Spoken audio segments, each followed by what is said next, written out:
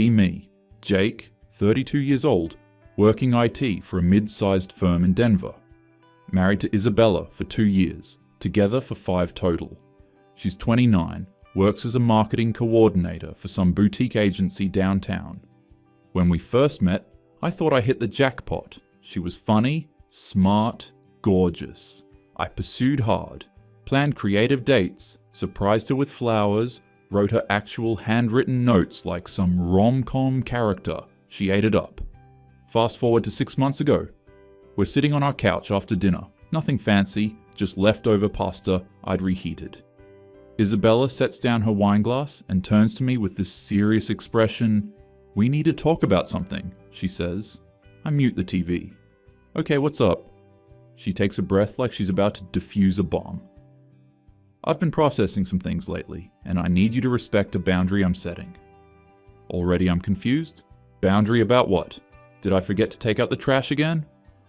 "I need you to stop touching me," she says. Like, completely. No sex, no cuddling, no casual touches, nothing physical. I just stare at her. What? Why? Did I do something? "It's not about you," she says, which is what people say when it's definitely about you. It's about me reclaiming ownership of my body. I've been feeling pressured, and I need space to process that. Pressured by me? I'm genuinely lost. I haven't even initiated sex in like 2 weeks, because she kept saying she was tired. It's not that simple, Jake. It's just, physical touch has been making me feel like I don't have autonomy. I need to work through that. I ask if I did something specific. She says no. I ask if she wants to see a couples therapist. She says she needs to figure this out on her own. First, I ask how long this is going to last. She says she doesn't know. What am I supposed to do with that? I tell her okay. I'll respect her boundary. She seems relieved, like she expected me to fight her on it. She kisses me on the forehead, which apparently doesn't violate her new rules, and goes to bed. I sit there for another hour, trying to figure out what the hell just happened. Here's the thing. When we first started dating, I was all in. I planned elaborate dates, remembered little details about her day, bought her favorite snacks without her asking. She loved it, told her friends I was the most thoughtful guy she'd ever dated. After we got engaged, I noticed she stopped reciprocating much, stopped planning dates, stopped initiating sex, stopped putting in the same effort. But I figured that's just how long-term relationships work. The honeymoon phase ends, you settle into routine, so I kept being the guy who carried the emotional weight, checked in on her mood, planned our social calendar, made sure we stayed connected. I thought I was being a good husband. Apparently, I was actually pressuring her. Over the next few weeks, I try to be supportive. I don't initiate anything physical. I sleep on my side of the bed, a good 8 inches of space between us. When she brushes against me accidentally in the kitchen, I step aside. When we're watching TV, I sit in the armchair instead of next to her on the couch. She doesn't seem to notice at first, or maybe she's just relieved. But I notice. I notice that she still expects everything else to be normal. She'll come home from work and vent about her terrible boss, her difficult clients, the passive-aggressive co-worker who microwaves fish in the office kitchen. She expects me to listen, validate, offer solutions. She expects me to remember her mum's birthday and buy the card on behalf of both of us. She expects me to plan our weekends, cook most of our meals, and handle the emotional labor of our relationship. The only thing she doesn't expect me to do is touch her. I keep trying to figure out what changed. Did I gain weight? I'm still going to the gym 3 times a week, same as always. Am I boring? I try to stay interesting. I read, I have hobbies. I'm not just sitting around playing video games all day. Is there someone else? Every time I try to bring it up, she shuts me down. You're making this about you when it's about me and my journey, she says, like she's on some spiritual quest, and I'm just a side character in her story. What I don't know, what I won't find out until later, is that she's been in a group chat with 4 of her college friends, Becca, Jess, Amanda, and Priya. They've been sending her articles and Instagram infographics. Stuff about bodily autonomy in relationships and women don't owe their partners sex, and weaponized incompetence. Isabella's been absorbing all of it, applying it to our marriage without ever once considering my perspective. But I'm getting ahead of myself. For now, I'm just trying to be the understanding husband, trying to figure out what I did wrong and how to fix it. I don't realize yet that trying is exactly the problem. It's about 2 weeks into the no touching rule when something shifts in me. I'm making dinner on a Wednesday. Chicken stir fry, nothing fancy. Isabella comes home and immediately starts unloading about her day. Her boss micromanaged her during a client presentation. Some intern asked a stupid question in the team meeting. Traffic was terrible. She's going on, barely pausing for breath. Normally, I'd stop what I'm doing, give her my full attention, ask follow-up questions, tell her she handled it well. Basically perform the role of supportive husband. Instead, I keep chopping vegetables. I say. That sounds frustrating. She pauses, like she's waiting for more. When I don't offer anything else, she continues, but there's an edge to her voice now. And then Rebecca, the senior account manager, she completely threw me under the bus in front of the client, said I didn't send her the brief when I literally have the email receipt showing I sent it 3 days ago. That sucks, I say. I plate my food. 1 portion. Just mine. Isabella's watching me now. Are you making dinner? Yeah, I just finished. Oh. She looks at the single plate in my hand. What about me? There's stuff in the fridge. You can make something. I take my plate and head to the living room. She stands in the kitchen, visibly confused. Over the next few weeks, I systematically stop doing all the husband things. It's not malicious. I'm not trying to punish her. I just realize, if we're not going to have a physical relationship, why am I putting in all this emotional and practical labor? So I stop. I do my laundry. She can do hers. I stop asking about her day beyond a polite, "How was work?" If she wants to vent, she can. But I'm not going to probe and validate and fix. I split every expense 50-50. Groceries, utilities, rent. I Venmo request her for her half down to the cent. I stop complimenting her. No more, "You look beautiful" when she gets dressed up. No more noticing when she does her hair differently. I'm polite, civil, friendly even, but I'm emotionally distant. One Saturday, I go to the gym, come home, shower, and grab my keys. "Where are you going?" Isabella asks. She's on the couch in sweatpants, scrolling her phone. "Out." "Out where?" "Meeting Chris for lunch." "Oh, can I come?" I pause. "It's just a guy's thing." She looks confused, maybe a little hurt. "Since when do you have guys' things with Chris?" "Since now, I guess." I leave. At lunch, Chris asks if everything's okay at home. I tell him it's fine. He doesn't push it, but I can tell he doesn't believe me. When I get home, Isabella's in the bedroom. I go to my desk and play video games for a few hours. She doesn't come out. The next week, she mentions she has a big presentation at work and she's stressed about it. Old me would have offered to help her rehearse, would have given feedback on her slides, would have reassured her she'd crush it. New me says, "You'll do great," and goes back to scrolling my phone. She stares at me for a second, then walks away. Here's the thing I'm realizing. I'd been carrying the entire emotional weight of our relationship for years, planning everything, remembering everything, managing her feelings along with mine. And I was exhausted. Now that I've stopped, I feel lighter. I'm sleeping better. I have time for hobbies I'd abandoned. I'm not constantly trying to decode her moods or figure out how to make her happy. But there's grief too. I miss my wife. I miss feeling wanted. I miss the intimacy. Not just sex, but the small touches. Her hand on my shoulder when she walked past. Her head on my chest while we watched TV. The casual closeness that made me feel like we were a team. I'm just done chasing someone who doesn't want to be caught.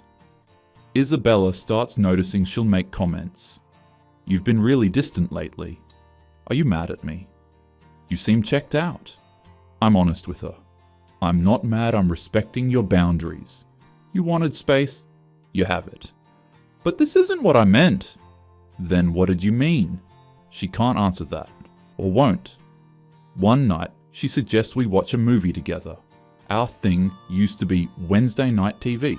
We had 3 shows we'd watch together religiously. I'm good, I tell her. I'm gonna game for a bit. She looks like I slapped her, but what does she expect? She set the terms. I'm just following them. A few days later, I notice she started trying. Little things. She wears the lingerie I used to love. This black lace set I bought her for our anniversary. She, accidentally, walks past me in it on her way to the bathroom. I glance up from my laptop. Nice, I say, then go back to my email. She stands there for a second, then disappears into the bathroom. I hear the door close a little harder than necessary. She suggests we cook together one night. I tell her I already ate. She asks if I want to go to our favorite restaurant, the Italian place where I proposed. I tell her I'm busy. I'm not trying to be cruel. I'm just done. Done performing, done auditioning for the role of husband in my own marriage. If she wants a roommate, she's got one.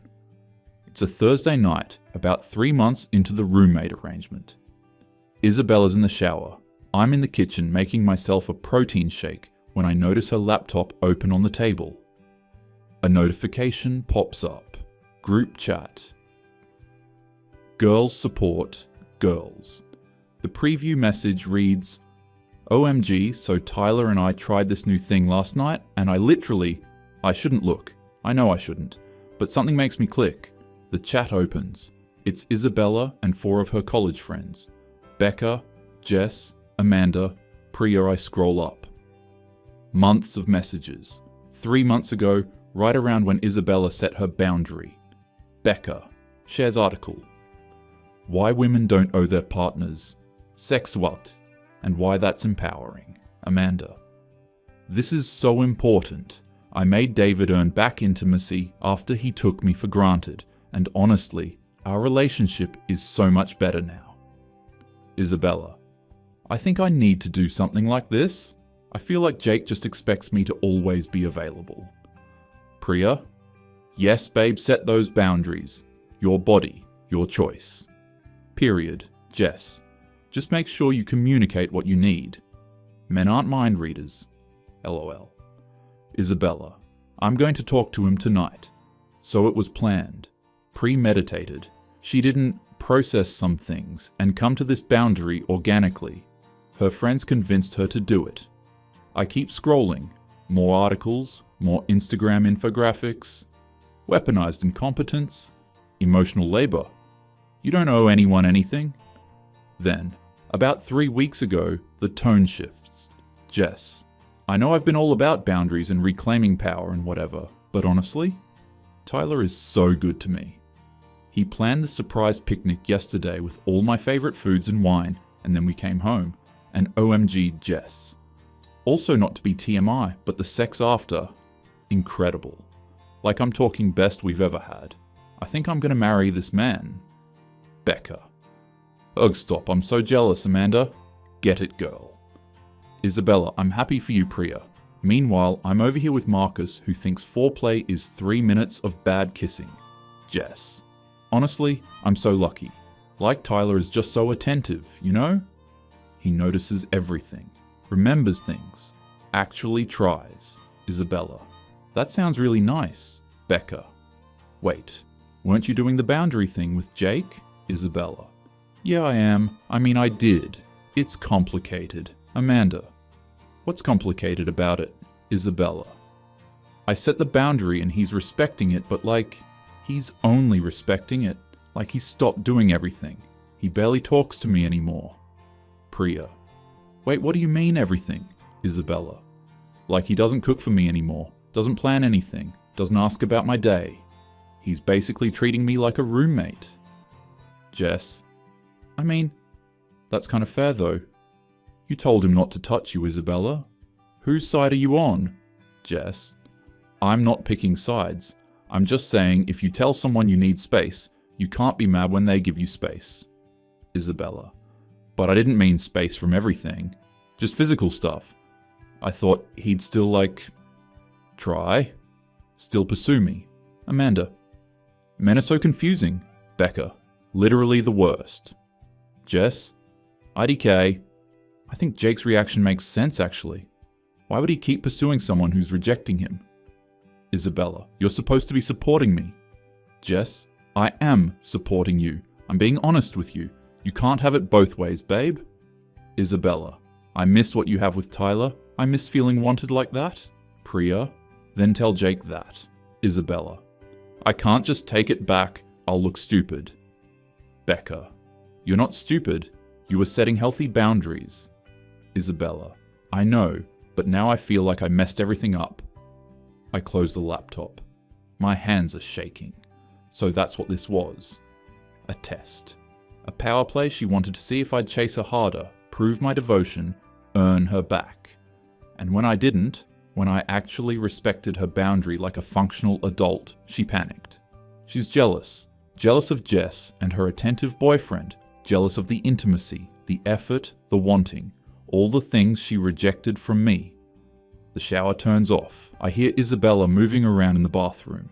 I sit there, staring at the closed laptop, processing. I'm not even angry, I'm just tired. Tired of games. Tired of tests. Tired of being married to someone who sees our relationship as some kind of strategic negotiation instead of a partnership. Isabella comes out in her robe, hair wrapped in a towel. Hey, what are you doing?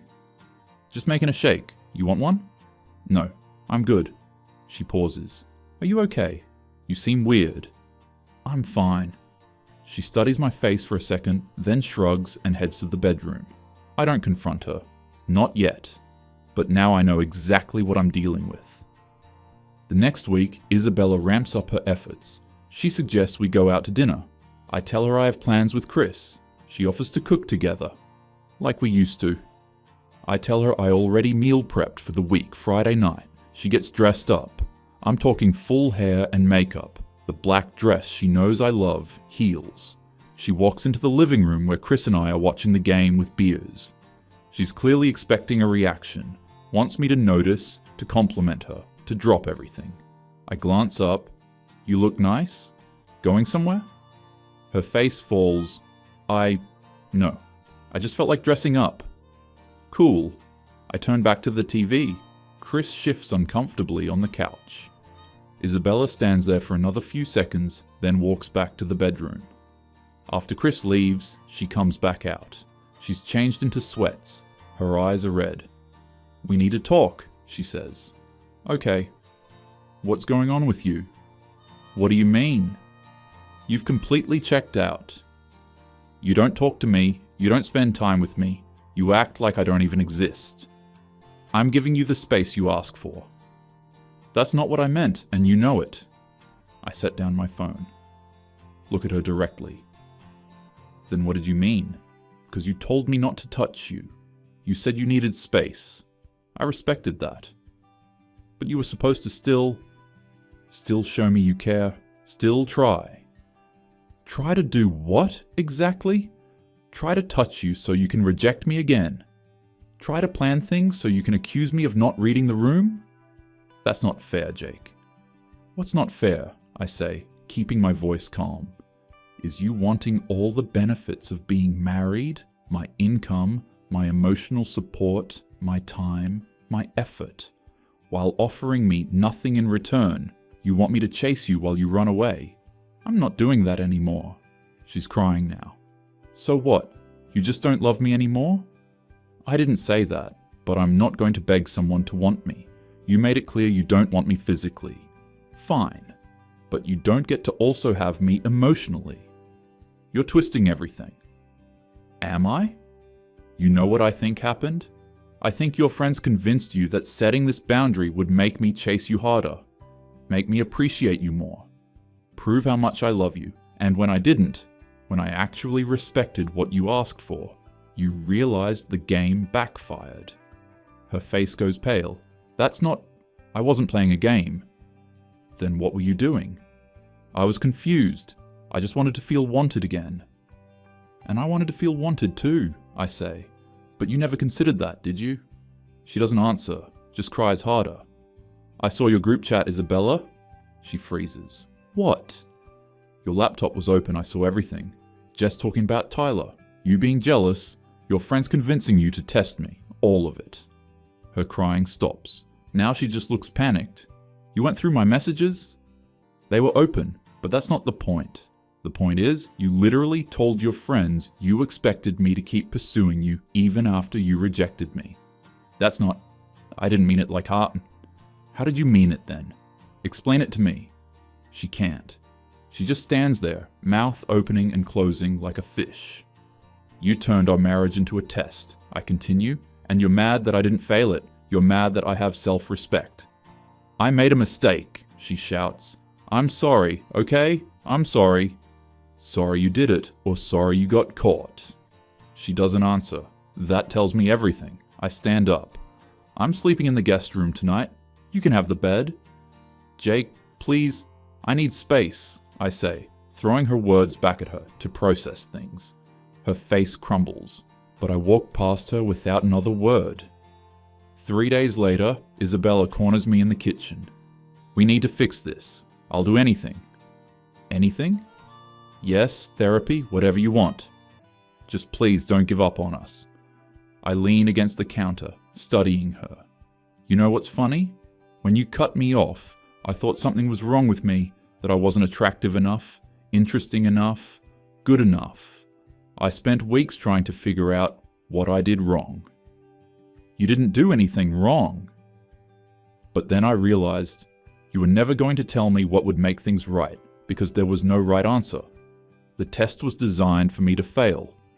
Keep pursuing, and I'm not respecting your boundaries. Stop pursuing, and I don't love you enough, I couldn't win. That's not true. It is true. And the sad part? I would have done anything for you. Anything. But you mistook that for weakness. You thought you could treat me however you wanted, and I'd just take it. She's crying again. I know I messed up. I know, but we can fix this. Can we? I ask. Because I don't think you actually understand what you did. You're not sorry you hurt me. You're sorry you lost control. That's not fair. Life's not fair, Isabella. You taught me that. She grabs my arm. Please, I love you. I gently remove her hand. I love you too. But I don't like who I become when I'm with you. And I think you're in love with the idea of me, the guy who planned everything and worshipped you, not the actual me. So what? We're just done? I look at her for a long moment. I don't know, but I do know I'm not going to be your backup plan while you figure yourself out. I'm not going to wait around hoping you'll finally decide I'm worth the effort. I grab my keys and head for the door. Where are you going? Her voice cracks. Out! Don't wait up! I close the door on her crying, and for the first time in months, I feel like I can breathe.